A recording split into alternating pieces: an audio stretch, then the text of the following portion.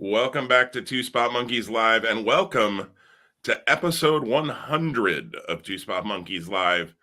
I am Jim. I'm joined as always for the 100th time by Tom. Tom, how you doing? Awesome. Pop the champagne. Woo! That's right. And actually, more than episode 100, because there was a previous iteration of this podcast. I'd have to go back. I don't even know if I could find those recordings anymore on this. I don't know if that site even exists anymore. Talk Shoe. That's right. So I don't know how many episodes there were of that, but in this iteration, since May 6th of 2020, we've recorded 100 episodes, which, there's been a few more than 100 weeks between now and May of 2020, but you guys know how that works. Good to be with you again, Tom, for the 100th time on this thing. And hey, let's do 100 more. I don't know. Yeah. And I've been thinking a lot about this, and just, I know we had our pause and we just came back, but just the idea that this is a time capsule of our fandom and also of our lives. I appreciate the opportunity, and happy to have made it here to episode 100. Absolutely. It's fun to occasionally go back and, I don't know if you do this. Well, I know you do this actually, and listen to some of the older episodes, usually because we're trying to remember, figure out what were our predictions last year, or what were this or what were that, so that we can comment on it on here. But it is fun that, like you said, it's also a capsule of our lives. I mean, there was the episode we did after my brother in 2020 and had passed, and we might have done something similar this year after my mom, but we were on our break at that point. And just different things we've mentioned. You've mentioned things about your kids, and yeah, it's fun. Anybody who's listened to us knows we're a wrestling podcast that squirrels off into many other areas. And we're probably going to do that again today. So don't let that fool you that anything's changing with episode 100. In fact, our topic today, although towards the end we're going to talk about our NFL picks and see how we did, and I don't have them. Tom does, so I'm going to be interested to see how I did. I remember, I think, what my Super Bowl was. I'm trying to remember who my NFC team was. I'll be curious to see if I'm right. I know who my AFC team was, and I would not pick the same AFC team. Spoiler. We'll just see if when we get there. But we're just going to freestyle today about the crazy world of pro wrestling. Why don't we start on happier things? Because there's a few other things we could talk about or lament about or whatever with WWE. Tom, you watched AEW's Dynamite last night. I have not seen it, but I have read the important pieces. I don't think I missed anything. Where do you want to start on Dynamite, Tom? I mean, I think for me, I'll say for the first 2 weeks of the 2023 year, calendar year, program year, whatever you want to call it, 2 strong episodes to start with just some really high quality stuff. And I think you could sense that, with what they had on the lineup last week, and then being in LA, big market, big venue, the former home of the Lakers, the finale of the trios, best of 7, the return of Hangman Page, the big surprise of the return of Adam Cole.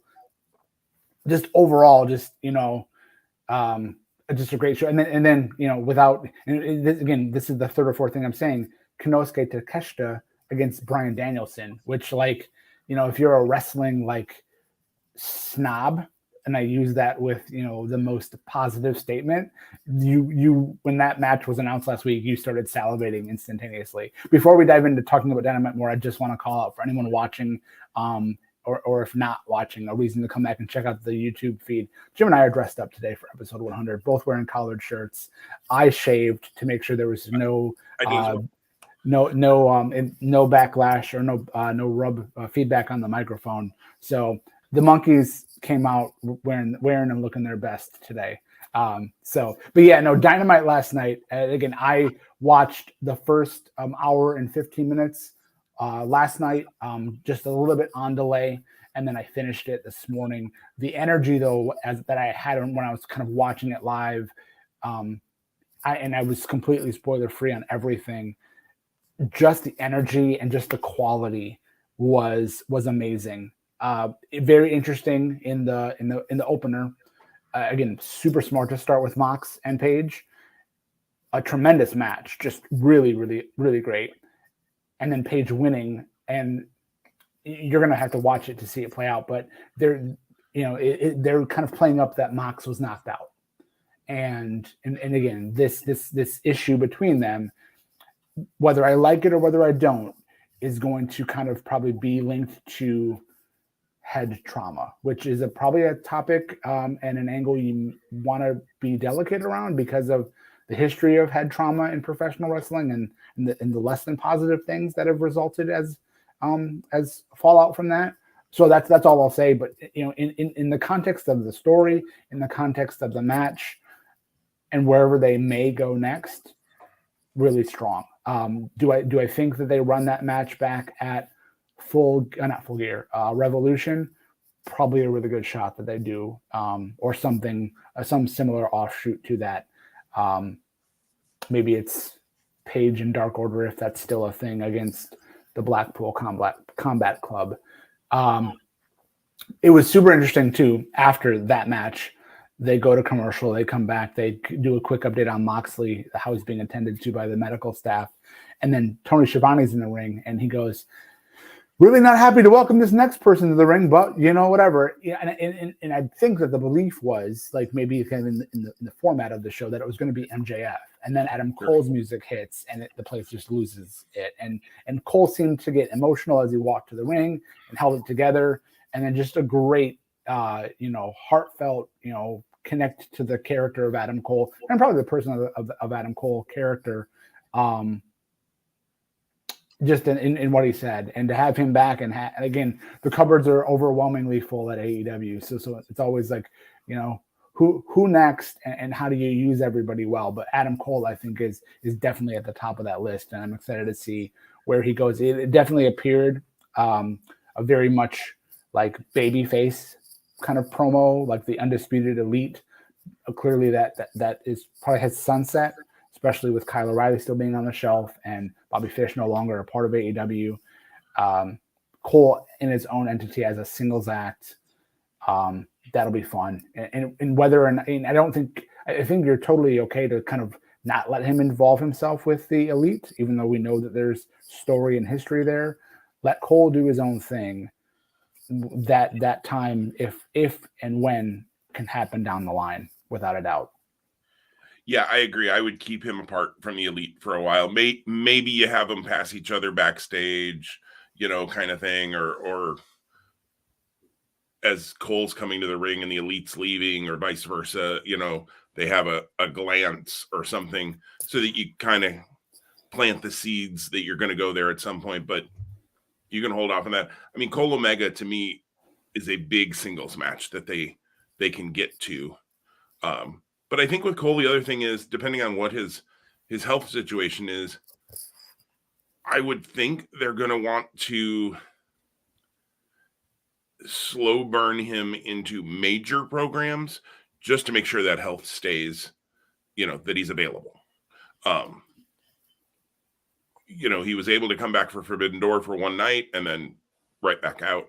And even that, he worked a 4-way somewhat to protect him from the sounds of things. So I hope he's got a clean bill of health and is raring to go, because I'm a big Adam Cole fan, and have been for a long, long time, since back in his Ring of Honor, Future Shock days. My fantasy football team was Future Shock for a couple of years because I love that tag team so much. And who knows, maybe O'Reilly, I haven't heard any sort of injury updates on him in quite a while. So maybe quietly he's getting ready to come back too. And that would be cool to have them, whether it's as a tag team or just a unit, or add somebody to them, whatever. We haven't seen Roderick Strong in a long time, so who knows? And who knows who's keeping jobs in WWE anymore, with everything going on there. But yeah, who knows? Maybe Roddy becomes available. I don't know. Bobby Fish doesn't sound like he really wanted to go back to AEW. Doesn't sound like he had a great time from the interviews I've seen since then. So, but I think too, if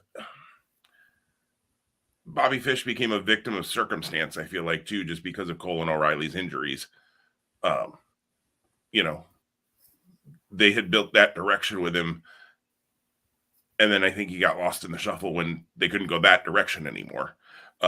Again, to that embarrassment of riches thing, it can happen. We've seen it in AEW before where Khan can just kind of forget about some people occasionally. Not because I think he's trying to or anything like that. He's got 4 hours of TV, and you have, a number of main things that you're going to have on one or both shows in some fashion. And then you got to figure out how to get everybody else in there. So one of the things I think AEW does, I don't know, well might be a strong word, but is they do kind of cycle people in and out. And then they, somebody works on Dark for a while and racks up some wins, and then they get them back onto Dynamite and Rampage. So it's got to be a challenge. And sure, it's a challenge of his own making because he keeps signing people, but there aren't too many signings he's made where I've been like, well, why would he sign him? He doesn't need that person. Yeah, these are good signings that he can utilize. And if you think that too, some of the, we'll call it the AEW roster as is now, probably fractions off and becomes the Ring of Honor roster of sorts. I don't know if you've had a chance to look at the results of Dark and Dark Elevation in the first couple weeks of the new year. It feels to me like that's like Ring of Honor without calling it Ring of Honor. There's been a lot of like Ring of Honor focus there. So kind of like for me, it's been tongue in cheek that's where Ring of Honor is happening, even though it's not being called Ring of Honor. Again, I want more for Ring of Honor than that, but I just wanted to name that. Coming, we'll see. And Supercard of Honor was just announced last night. So Tony Khan doesn't want to run Mania weekend, and now he's running Mania weekend. So there's that. Philosophies can change over time. It's okay. It's true. And he could easily say, well, I meant AEW. Ring of Honor has a history of running WrestleMania weekend. I do think it's smart to run it. And depending on that card, will I buy it? Probably. Again, depending on I was looking at the graphic, like noting who was on it, and there wasn't any real surprises on it, but I was just noting because I was curious if there was anybody that was going to be like, oh, they're going to be more Ring of Honor now, but they were all challenged. Although I noticed Dalton Castle on there, and I didn't know for sure if he was in, but it sure seems, I don't think you'd put somebody on there who's not under some sort of contract. So yeah. So back to Dynamite just for a second, like from the in-ring standpoint last night, pretty sure there were 5 matches only. They were really all super high quality, high caliber. To me, the down points of Dynamite last night, which I know you need to have a mix, were the talking segments. So MJF is out before the Danielson match, but after Takeshita makes his entrance. Something with MJF recently, he's not like his shtick is getting old for me, and that's really disappointing because I know how good and how good he can be on the mic. What I would have liked last night, different than what he did, is maybe calling back to when he was last in that building, which is when he cut that amazing promo last year and then he disappeared. Like to say, when I was here 6 months ago, whatever, this was my situation. Now I stand here as the champion. But the way that the Danielson feud and match is being built, MJF is scared of Bryan Danielson. He's acting like he's not, but he's totally scared. Because when Danielson's music cut him off, he bolted and ran. Which he's a chicken poop heel. I get that, right? But tread lightly, right? Tread lightly. I don't think you need to have him do that against Danielson. I don't know. I think there's a different way that could be done. The second talking segment in the ring was with JAS and then Ricky Starks and Action Andretti. Again, also like I enjoy the feud. I enjoy kind of everybody involved. It took away from the momentum of the show, but I recognize there needs to be a spot for these things, especially because that's an ongoing thing with a couple of different kind of tentacles off of it. But again, from the in-ring standpoint last night, I'd be hard pressed to say there was or recently has been a better show in any of the pro wrestling weekly episodic outputs. I don't know that they've followed up with Action Andretti as well as I would have liked them to either. I know he's won a match or two on Dark Elevation. Again, we've talked about this before. Neither of us really watch those. We, at least every other week, we are aware of the results. One of us is, because we score our fantasy wrestling league on alternating weeks. I'll be honest, a lot of the times, the weeks you're scoring, I don't even look at those results except to maybe quick scan and see if my name's next to any and go, oh, okay, one of my guys had a match. Cool. I got 2 points or whatever. Because those aren't, not to go deep down the whole rabbit hole as we often do with the fantasy wrestling league, but those often aren't title matches, although sometimes Ring of Honor titles have been defended there. And very occasionally there have been some AEW, I almost said TNA. What? AEW titles defended there. No TNA titles. TNA is not a thing. In the defense of Action Andretti, he still is healing from getting that fireball to the face in December. Well, maybe that's what it is. Right. And week by week, he has been getting better. Like, he had a lot of, healing and bruising when you saw him last week in the melee. And then last night, it's much less. So good makeup work. The fireball to the face. The fireball. He got burned, Jim. He's a wizard. He can't get back in the ring that fast when you get burned by a fireball. And maybe I'm not allowing for enough of that, but I don't know. I'm not feeling it yet with Andretti. I thought there was a great kind of 1, 2, 3 kid moment that they had with him back in December when he beat Jericho. And for me, it hasn't jumped in the line yet. Still plenty of time. Still things can happen. So, and the big thing is going to be, well, then what then? Like, so the Jericho thing is going to continue, and there's probably a rematch, and maybe Andretti wins again, and Jericho. This is the year that Jericho elevates a lot of guys. Like last year, not that I think he elevates anyone he's in the ring with just by nature and by his persona and his equity, for lack of a better term. But maybe this year he's seeking to say, hey, I'm going to bring the guys like Action Andretti, and to a greater extent, maybe is the right word, because he's been around longer, Ricky Starks, up a level. And there probably will be other guys too as the year goes on. My hope is that at some point, because I don't see JAS lasting the whole year, add that to the predictions from last week. Daniel Garcia is one of those guys that Jericho helps to rise even to a new level. Oh, 100%. You and I are both big Daniel Garcia fans. And I'm a big Ricky Starks fan. I think Starks is good to very good in the ring. I think there's some growth still working through there. But I think that guy's just got charisma oozing out of him. I don't want to use... There's a little bit of rock in him. I don't mean he's going to turn into Dwayne Johnson and be the big movie star and anything. I'm not saying that. But just...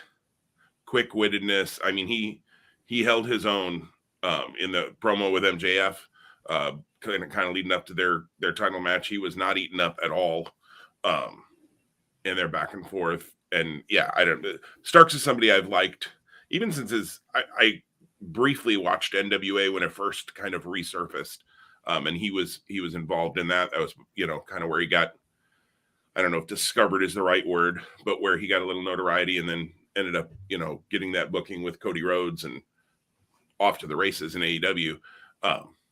Yeah, I've been a Starks fan for a long time. So I like his interaction with somebody like Jericho, who, you're right, Jericho, I can take or leave at this point of his career, but he knows how to do big matches, and he is not afraid to take the job and, help elevate somebody. He's done it with Orange Cassidy. He's done it with others in AEW. He's very much somebody who gets it, I feel like, in the world of wrestling. So, so I enjoy that he's not just trying to work the John Moxleys and Bryan Danielsons of the world and only top matches. He's willing to work with some of those younger guys and give them a marquee opponent to beat. Yeah, I feel like the news that came out in the fall was that he had re-signed a 3-year deal that maybe began at the beginning of this year, but then that was like a transition of title too. Like he had more roles and responsibilities. I think some of that probably comes in the aftermath of the brawl out at All Out, part of it too. That being said, like Jericho is 51-ish, so maybe he says, hey, I can still do this, but let me be more specific with the matches I have. Clearly, that's not where we are yet, but I do see that happening probably in this contract at some point. That transition will happen. The other big thing is that last night saw the conclusion of the best of 7 series for the trios titles, and it had a death ladder match, Escalera de la Muerte. And the Elite recaptured the titles that they had won originally that were then stripped of them because of the brawl out at All Out and the repercussions that followed. Thoughts on I know you haven't seen that last match yet, but thoughts on this, and then maybe thoughts on the where the trios titles go with the Elite as the champions. Yeah, for me it was a foregone conclusion that it was going 7. And that the Elite would win. Like if you asked me to lay an amount of money on something, I would have put, a fair amount of money down on those things. When they had laid out the schedule and you saw that match 7. They're calling it game 7 too. So okay. They're very much walking the line of, following. They mentioned it that the LeBron and the Warriors came back from 3-1 against. Or LeBron and the Cavaliers came back against the Warriors from 3-1. Last night, they talk about the last time there was a game 7 in this building was when the Lakers defeated the Pistons. My heart, cried a little bit on the mention of my beloved Pistons. That was the bad boy era before the bad boys finally broke through. So, that had a happy ending, but that still is a sore spot. Are the Pistons still an NBA team? Anyways, man, out. Yeah, and again, neither are NFL teams in the playoffs, so neither of us have bragging rights. We got the number 1 pick. Is that worth something? Anyways, you say we. Don't say we. That's true. I had nothing to do with it. No, I was talking about like we, you, and I. We the Bears. Yeah, I coached a lot when I yelled at the TV also. When they laid out that it would be last night in LA, I mean, that made it even more obvious it was going all 7. Did they explain, and I feel like maybe we've seen one of these before, the difference between a death ladder match and a ladder match? Not that I can recall. Okay, I'm just, and I get it. You have, I get it and I don't. You have Penta and Rey, so therefore we must throw some Mexican word on it or Hispanic word on it, which is a little like, do we have to? But it makes it seem more prominent, more, dangerous, more whatever. And I'm like, it's not like there are any rules in a ladder match either. So it's not like we've changed something. But the first 6 matches were all really freaking good to great. I have no doubt that last night was really great, probably too. I'm looking forward to seeing it. Honestly, out with my schedule this week, it's going to be Sunday at least before I see it. And I don't know if Rampage has got a shot at being watched. We'll see what happens on what they schedule for Rampage and whether I feel like I have to. Just schedule-wise, we'll see whether it happens. Aren't you so caught up in the Eddie Kingston and Ortiz versus House of Black issue that's going on? Like they've been building it for weeks, Jim. I mean, they have been building it. I'll give them that. And I like all of those parts. I really like House of Black. I really like Kingston. I think Ortiz is really underrated, actually, and really not featured as prominently. I mean, the fact that, and I know he and Santana had a falling out, in the last year or so, but the fact that he and Santana did they ever win the AEW tag titles? I don't think they did. No. Holy smokes, missed opportunity, Tony Khan.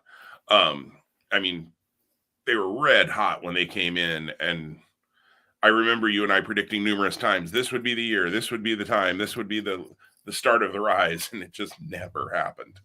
So I like Ortiz a lot. I'm sorry to jump in, but when you just think back that they were the ones that debuted alongside Jericho on like night one of Dynamite, like that's you know what I mean? Like that's kind of like not that they didn't deserve the titles because they did, but the fact that they never had them even as an homage to that opportunity and that spot seems a little bit weird. Yeah, absolutely. So I like all of those parts. Yeah. Do I give a real rip? I kind of don't. I feel like they're teasing that either Kingston or Ortiz is going to join the House of Black. I don't know that I need a fourth member of the House of Black. Trios make a lot of sense in AEW because you have trios titles. And I like the House of Black as they are. If they added somebody, I'd almost rather it be somebody not on the AEW roster currently, and they were bringing in a new signing or something. And so you're not trying to change. Kingston and Ortiz, you'd have to change the gimmick so much to put them in a House of Black, or it would be such an oddball pairing. So we'll see whether Rampage gets watched. But to go back to the trios titles, kind of where do they go from here? I mean, I think the Elite gets a pretty good run with them to kind of continue to establish them. I think Death Triangle did a very nice job with them not only obviously in this series, but prior in kind of a no-win situation for Death Triangle, because everybody kind of knew that Death Triangle had them only because they had to take them off the Elite because of the Brawl Out and All Out. So when everybody knows you weren't the ones that were supposed to have them at that title at that time, it made them, they started behind the 8 ball a little bit, but it never felt that way to me. It never felt like, even when they announced the best of 7 series and I went, okay, so there's the date they're losing them. And oh crap, that's after January 1st. So I don't have Kenny Omega and one of the Jacksons on my team anymore in fantasy wrestling. Missed points. It still didn't feel like, oh, okay, well, they were just, lame duck champions from day one. I think the fact that they also gave Death Triangle the big lead that then the Elite had to overcome, hopefully help Death Triangle in that too. I hope Death Triangle stays very, very strong. I don't need them to get a rematch for the titles anytime soon, because now we've seen 7 matches between these two over the last, 2 months. So I'm good on Death Triangle and Elite matches for a little while. Let's let Death Triangle go and do something else now. I'd love to see Penta and Ray get back to tag team prominence and get a Lucha Brothers versus Acclaimed thing going at some point. That'd be really fun. Trios titles, so I think they hold them for a while. So it's hard for me to predict like who will be the ones to dethrone them down the road. But I think you've got strong trios. You've got, any combination of Blackpool Combat Club. You've got any combination of Jericho Appreciation. You got the House of Black. I guess you've got the Firm. They've been building them up as a trio on Dark and Dark Elevation. I know, but I haven't gotten behind them yet. It's a weird mix. It's a weird mix. It is, and they don't feel gelled. Like they don't feel like a unit to me yet. Yeah, I would take Page, Big Bill, and Moriarty as a 3 versus Page, Matt Hardy, and Isaiah Cassidy. Right, because why are they even in the Firm? I know why they are. I know the storyline. I get it, but it's dumb. And maybe it's because I'm also at a point, I'll be honest, Page has never done a lot for me. We've talked about that before. And I'm at a point where Matt Hardy probably can give a lot back to the business in a backstage role and a coaching role and a, mentoring role, but I don't really need to see any more Matt Hardy matches. They're not good anymore. They're just not. For me. You've got the Firm, you've got, I guess you've got Lethal, Jarrett, and Satnam Singh or Sanjay could be a trio. The Acclaimed and Daddy Ass could be a trio. So there's trios. They and what I'd love to see them do though is have a few more trios matches that matter outside of title matches. So not just on Dark, you put a trio on and they whoop 3 nobodies. to build up their record so that then they can get the title shot eventually. That's fine. But give me a trios match every once in a while on Dynamite. Rampage is okay, but give it to me on Dynamite every once in a while to make it feel important, where you have the House of Black take on 3 members of Blackpool Combat Club, or, even 3 members of the Firm, I guess. Even though if you had the Firm beat the House of Black, I might throw a remote through my TV. But AR Fox and Top Flight would be awesome. They won $300,000, and I haven't been able to tell that that's changed their lives in any tangible way on TV. Very good. Well, and the funny thing was, I caught last week during the Swerve. Was it last week during the Swerve Fox match? They kept talking about how AR Fox had won $300,000, and I'm like, no, he won $100,000. They each, they won $300,000 as a team. So you would think. Sorry, I just hit my mic. You would think they each won $100,000, but Top Flight are so kind. They just gave it all to AR Fox. Gave it all to AR Fox. So they knew they weren't winning it without him. Yeah, so exactly. There's another trio that they've started to establish, and they're a ton of fun. And I think could have a really fun match with the Elite. You've got the Mogul affiliates, which, okay. I like that they pulled Parker Boudreaux away from the whole what was he doing before? The Truth Busters. There we go. Trust Busters. Trust Busters. There we go. I knew I was close. I like that they pulled him away from that because he's got a really good look. His punches when he debuted or re-debuted or joined the Mogul affiliates or whatever you want to say, like his wind up and punch, like he looks like a video game character. Like I feel like I'm watching Street Fighter because he's winding up like 180 degrees to come around with a punch. And I'm like, dude, stop it. That's where all the power comes, Jim. Something. And the other guy who is a former baseball player for the Tampa Bay Rays has been training, I know. I'm curious to see what he can do besides, just big power, shove a guy around like he's done, jumping people right now. But he's got a cool look. So, I mean, that's an interesting group that I'm waiting to see as it fleshes out and more comes. Swerve Strickland is awesome. We haven't seen Keith Lee since the attack. I mean, granted, they busted a cinder block on the man. And I don't think anything happened with that last night, if I remember right. Yeah. Which again, they've got to cycle through these things because they had a lot last night on there. So the trios, I just hope they build that division a little bit more. I feel like it's kind of been challenger of the week or challenger of the month. So I hope they build that division out a little better, but I think it's a foregone conclusion the Elite were winning, and I'm fine with it. I think establishing those titles, the Elite can take them now, hopefully, to the next level from what Death Triangle did, which was very, very good in that. It'd be really cool, as I just think off the top of my head, because I don't think that any other title would utilize this as well as the trios.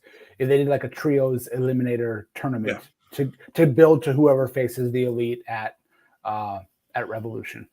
Yeah, that would help establish maybe some of those trios and give us some really interesting and good matches along the way. I mean, you could put somebody with Darby and Sting too if you wanted for a trio, although Darby's doing the TNT title thing right now.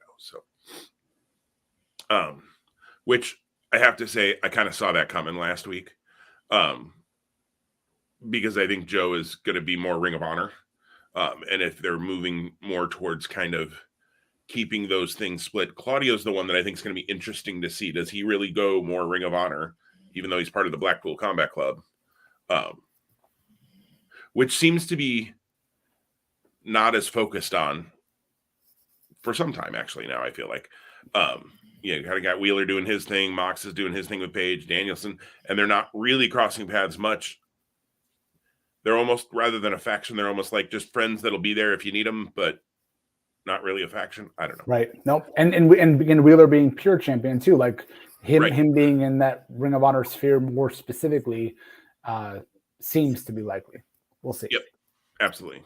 So let's talk about the women's match for a second, Tom. You and I both, and I think lots of people assumed that Toni Storm was not going to stay the partner and that Mercedes Moné would most likely show up, or there was a little bit of talk of Trinity Fatu, which is Naomi, formerly of WWE, but I still think she ends up back in WWE. Mercedes can do anything she wants, and I think can write her own ticket. Naomi's really, really good, but I don't think she's not at that level of being able of star power, being able to kind of name her place and price.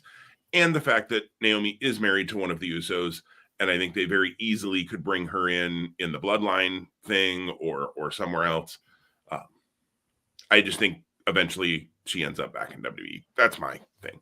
And Mercedes Sasha may at some point as well, but they never said Mercedes was coming, so they did not bait and switch. They did not lie. But I can't help but feel like, why did you name it a mystery partner if it was just going to be Toni Storm? And I feel bad saying that because I like Toni Storm a lot, but she's already on the roster, so it's not like you say mystery partner in AEW, and there's immediate expectations of somebody new, somebody returning, somebody something. And if you're going to use somebody who's really good on your roster, just say Saraya has picked Toni Storm because she thinks she's the best wrestler to help her do this. Like, and they did that finally last week, but you did all this mystery stuff before. Yeah, so I think they maybe they intended it to be something other than what it was, and by pivoting the week prior, they saved a little bit of face, perhaps.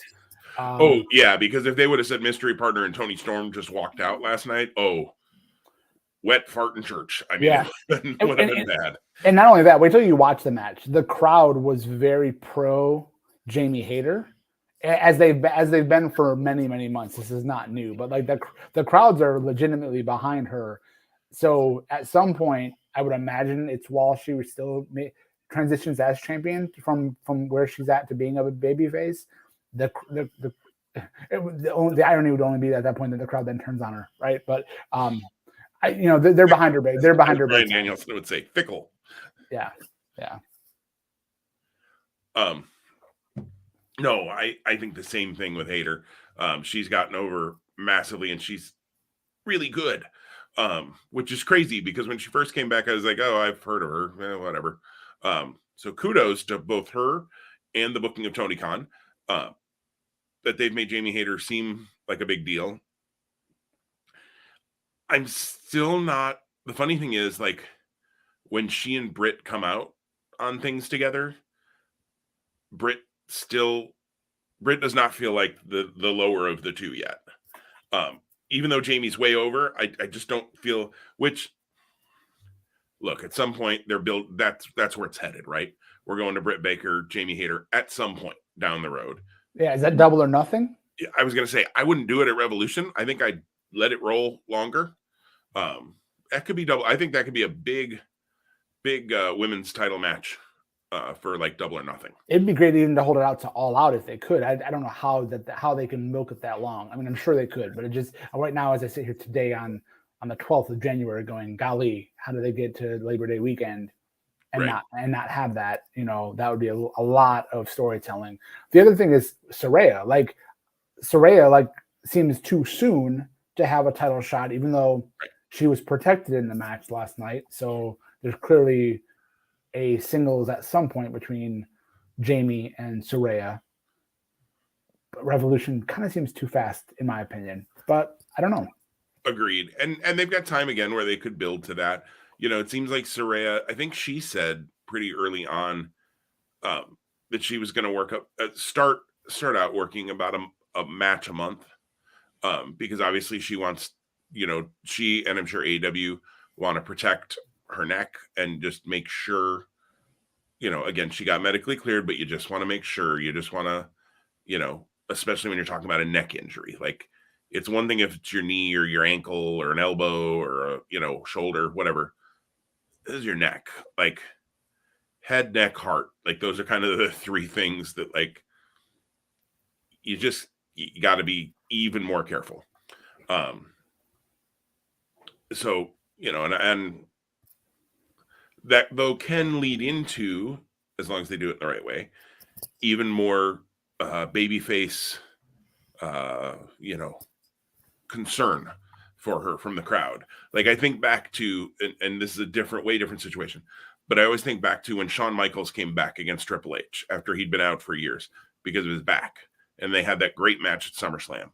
And everything that Shawn Michaels took that remotely touched his back, like, I don't know about you, but I remember like cringing because I was like, oh, his back's really hurt. And,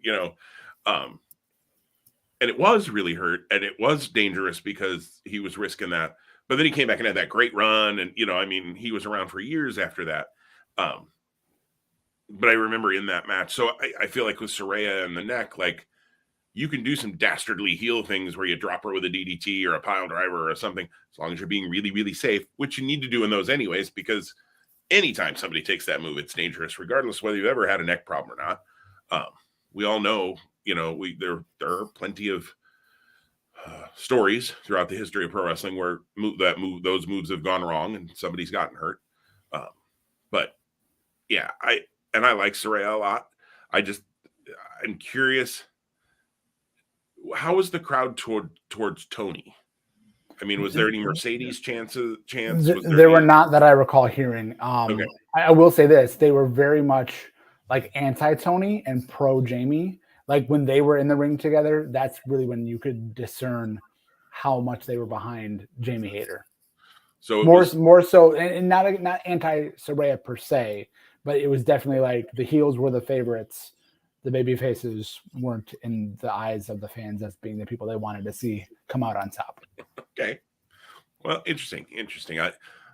Looking forward to seeing that play out. And then what was the fifth match? So there was, it was Jungle Hook, the debut. Oh, right.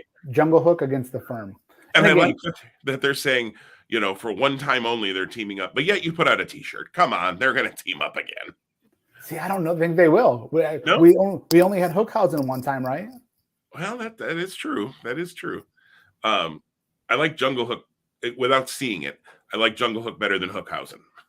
I know Hookhausen was kind of the Rock and Sock similar. Again, not calling either of those guys Rock or Mick Foley, but that serious versus total goofball.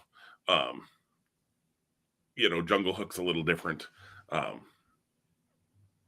of my predictions was Jungle Boy winning a singles title, so obviously I don't want them to do a long tag run.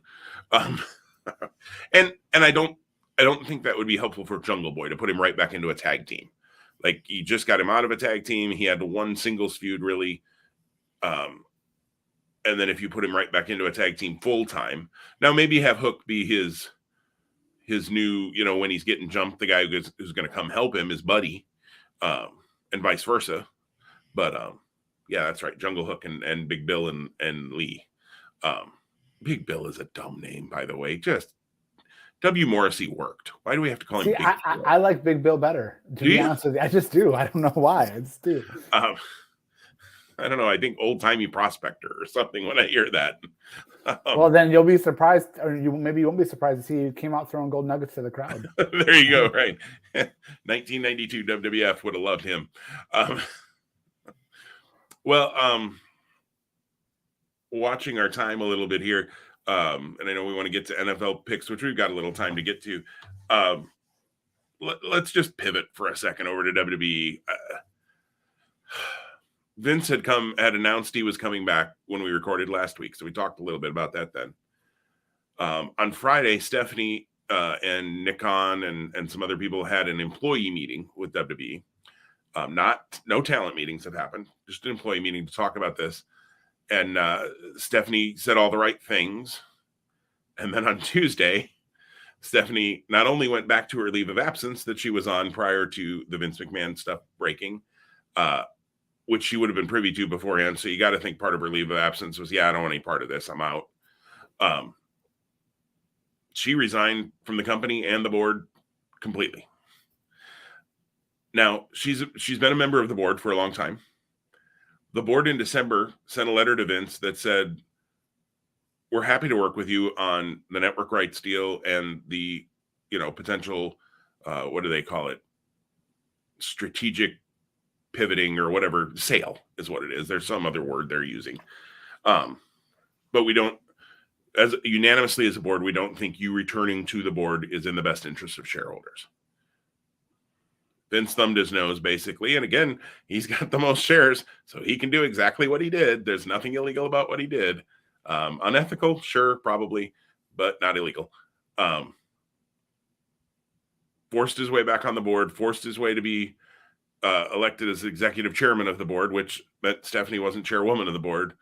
And basically, if you read between the tea leaves, Stephanie said, peace, I'm out. I feel bad for Stephanie McMahon in this whole thing. Like, I think she's been trying to do what's right by WWE.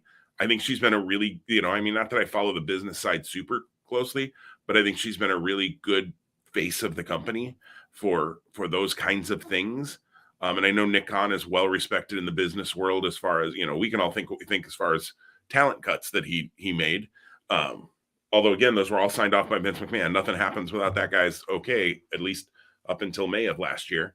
I feel bad for Steph, but I also give her a lot of credit that she was just like, yeah, I'm out. Because the woman has more money than Methuselah. I mean, she's going to be fine. And when the company gets sold, she's going to make a crap ton more money because she's got all those stock shares. And her husband is making plenty of money and has stock shares and everything. They're fine. She doesn't need to work. Let's be honest. But good on her to just say, you know what? If this is what you're going to do, then I'm not going to be a part of it. I 100% agree with everything you said there. The only other thing I would like to add is, despite all of that being honest and fair and likely true, I do feel like that she was shoehorned out of this, by even if it looks like she's doing it all on her own accord. I think it's really disappointing to have a strong woman in leadership not being able to retain that opportunity. And I also think that, no matter, we don't know what's going to happen. I mean, there was rumors yesterday that they were being sold to a Saudi Arabia controlling investment group or whatever. And then people were like immediately anti-WWE. Fair, right? Nonetheless, I think Stephanie could have shepherded the WWE if they wanted to stay, in their current setup and organizational structure for the next 20 to 30 years easily, and probably gotten them greater growth, or at least until Vince passed away. I don't know. So that, to me, that's the really disappointing part that I kind of land, the space I land in as I reflect on this.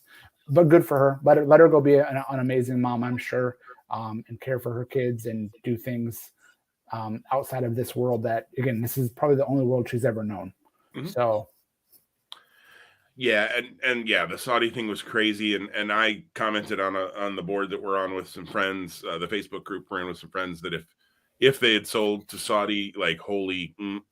Now, what I've heard from listening to Sean Ross Sapp, who I think is one of, if not the best, and most level-headed wrestling news guys out there, is that, there's not a deal in place with Saudi. Vince has had some conversations with them. They are at the table. They are one of the potential suitors. But Jimmy Van, who owns Fightful, is on a show with Sean on Wednesdays. And he was saying, as soon as that news broke, when everybody was saying it was a done deal, they were being sold to the Saudi private investment fund, or whatever it is. He said, it seems too soon. And Jimmy Van's like been involved in lots of business deals. He does a lot of business. He understands that world. And because they had just announced last week, I think it was, that WWE had retained JP Morgan Chase to represent them in these sale conversations and the process that, massive transactions like this would go through. Because, I mean, let's be honest, if WWE sells, billions and billions of dollars is what the price tag will be. UFC, I think when Endeavor bought them, I remember was $4 billion. WWE will go for way more than that because of the weekly TV, the merchandising, all of that. I mean, the Phoenix Suns just went for $4 billion. Right. So if the Phoenix Suns, one standalone NBA franchise, is going for that amount. The number I saw floated yesterday, and I don't even remember where it was or anything, was somebody was thinking around 7 billion was what WWE would sell for. I mean, that's a crazy amount of money, and makes me want to buy a stock. But, one chair so I can get my 87 cents back or whatever when they sell. But yeah, I don't know. All I can say, and whatever happens moving forward with WWE, I hope they leave Triple H in charge of creative and that Vince does not push himself back into the creative role. Do I think he will push himself back in? Boy, it's hard for me to say he won't. I mean, thinking about just the way that man operates and looking at what he's done over the last week. I mean, the board in December said, thanks, but no thanks. We're going to work with you, but you're the controlling shareholder, so we'll work with you, but let's not have you back on the board. And he basically said, nope, I'm going to be the one in charge. So do I think he could push Triple H out creatively? 100%. I think. I mean, he can. Let's just be honest. He can. I don't want to be at those McMahon holiday dinners after that if that happens. We had talked about that back, in May, and now, yeah, ooh, boy. I don't know. We talked about, I think last week, I've so been looking forward to how is Triple H going to build WrestleMania, and how is he going to make this? I think he's going to want to make it feel like a WrestleMania again, like a big deal. And it's in Los Angeles, so there's very few places that the lights are brighter. So right, and so I've been so excited to see that, and I still am because he's still in charge of it. But I'm worried. Because I don't want to see Roman Reigns versus Brock Lesnar for the 9,300th time. But I feel like if Vince comes back into control, that's what we're going to get in LA. And I'm done. The last time ever, and they'll do it again, especially if Vince is in charge. Anyways, we got just a little bit of time left. So anything else on WWE, Tom? Yeah, no, nothing for now. I've been enjoying the TV product. My DVR continues to hate SmackDown, or maybe it hates Fox. Every time I've recorded SmackDown the last 2 weeks, I couldn't get through it because the DVR and the audio, maybe the universe is telling me you must watch SmackDown live, which is weird because I'm never home because we're at high school basketball games. Right. And I've been enjoying what I've caught of the TV product, which isn't all of it by any means, but I've been enjoying what I've seen as well. And I know our friend Rob, who I know listens. Hi, Rob. Kind of tongue in cheek, took a shot at the Bray Wyatt, Uncle Howdy stuff. I don't know why. I'm liking it. I still hope it's not Bo Dallas under there, but I liked it. I don't know. I'm enjoying it. And I thought Alexa Bliss actually on Monday caught a great promo. She looked great. I thought she caught a great promo. I thought the fact that Uncle Howdy just walked out and they kind of had a stare down or exchanged looks or whatever. It's a slow burn. I'm interested to see where it goes. I've enjoyed it. So I don't think I shared with you, and maybe maybe you don't know. Raw's coming here where I live in about 6 weeks. I'm pretty sure I'm going to that show, probably just by myself. But it's been, I think, 3 years since Raw's been here. I think it was pre-pandemic 19. There was a great FTR versus Gable and Bobby Roode tag title match on that Raw.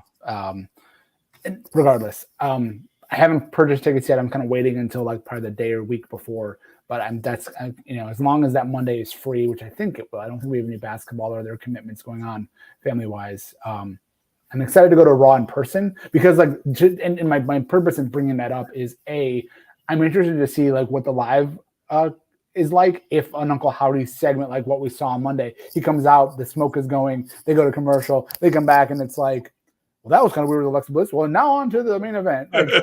What is it like in the arena? Here's Baron Corbin. Right. Yeah. So.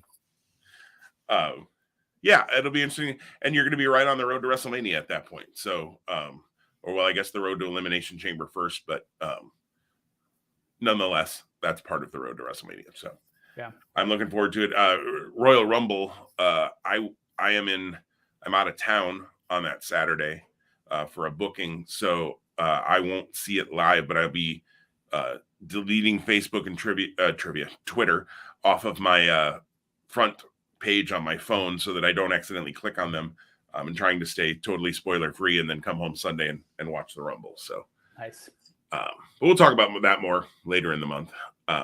Let's we got a couple minutes left. Let's go to those NFL picks, Tom. We back at the beginning of the season, right after the first Thursday night game of the year, we made our NFL picks for the year, and I am curious to hear, now that the playoff field has been formed, how do we do?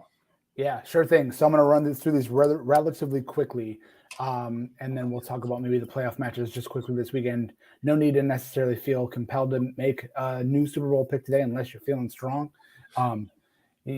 What's the statement from Elf when the character comes in? He goes, "You feeling strong, my friend?" Or something along those lines. Call me Elf one more time. You're feeling strong, my friend? Make your picks one more time. All right. So in the AFC, the conference or the divisional champions are Buffalo Bills, Cincinnati Bengals, Jacksonville Jaguars, Kansas City Chiefs. Jim, you had the Bills, so right on there. You had the Bengals, right on there. You had the Colts, nope. You also had the Chargers, so playoff team in the Chargers, but not the champion. On my end, I had the Bills, I had the Bengals. So right on there. I also had the Colts. We both bit the bullet on that one. And I had the Chiefs. So I had 3 of the 4 divisional champions correct. You had 2 of the 3. As you look down into the wild card, your wild card picks were Denver, Kansas City, and Baltimore. Again, I also had Denver, and so LOL on us. And what a Denver and the Colts playoffs. What a turd in the Mile High City. I also had Baltimore. They did make the playoffs. They are the 6th seed, 5th seed. They're the 6th seed. They're the 6th because Cincinnati is the 3. And then I had Vegas, which also was a really disappointing year. So overall in the AFC, I had 1, 2, 3, 4 teams of the 7 that made the playoffs. You had 1, 2, 3, 4, 5. So you actually were a little bit stronger in that. I'll hold on to what we kind of thought for the playoffs until I run through the NFC. In the NFC, the divisional champions are the Eagles, the Vikings, Tampa Bay, and San Francisco. You had the Eagles, the Packers, Tampa Bay, and the LA Rams. So 2 of the 4 there.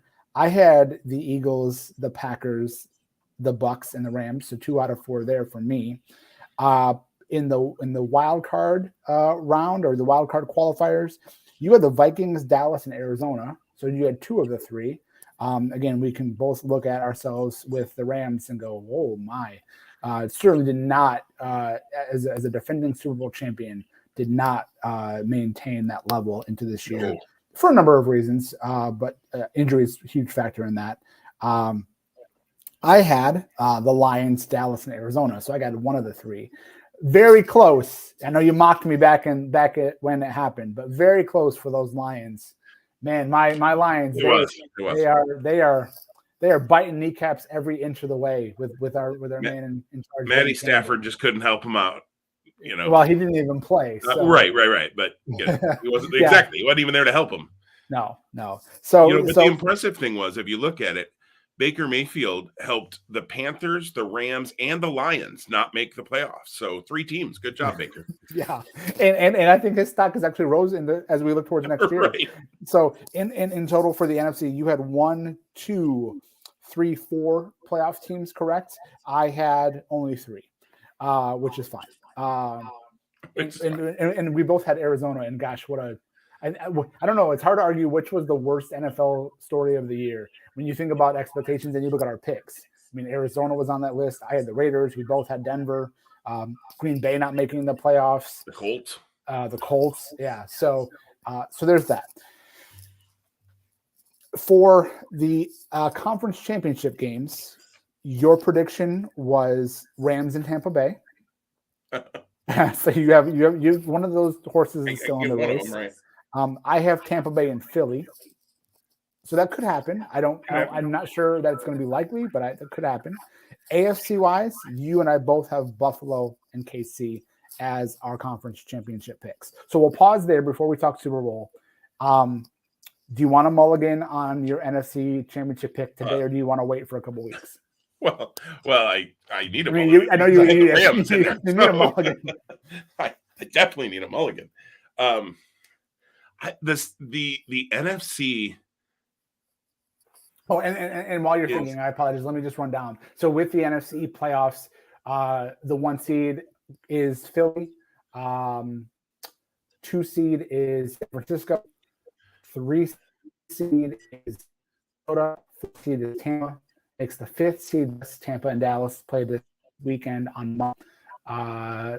The 3 seed Minnesota hosts number 6 New York Giants, and in San Francisco, the 2 hosts number 7 Seattle. On the AFC side of things, the 1 is KC, 2 is Buffalo, Miami is 7, 3 is Cincinnati, 6 is Baltimore, 4 is Jacksonville, and 5 are the Los Angeles Chargers. So you broke up just for a second there, but I think what I heard, if I have the seating right, it's very possible Tampa Bay could go to Philly in round 2. So your NFC title game might happen actually in round 2. That's a possibility, yes. Yeah. I'd have to look at those seedings and really stare at them a little more. I think the most likely NFC title game now is Philly still. I say hesitantly, and I think San Francisco. I think the Niners, that defense is probably the best defense in football.